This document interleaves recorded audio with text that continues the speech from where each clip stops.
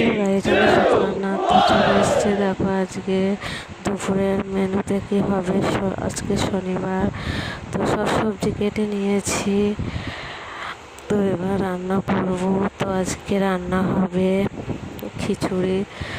তো আমি আগেই তো সব সবজিগুলো কেটে নিয়েছি, তো রান্নাটাও বসিয়ে দিয়েছি।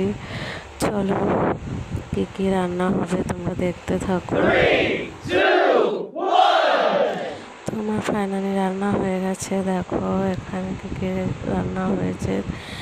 তো ভাজা হয়েছে, এটা হয়েছে আলুর দম, এটা চাটনি, এটা চপ, খিচুড়ি। তারপর দেখো আমি এখানে পরিপাটি হয়ে খেতে বসে পড়েছি।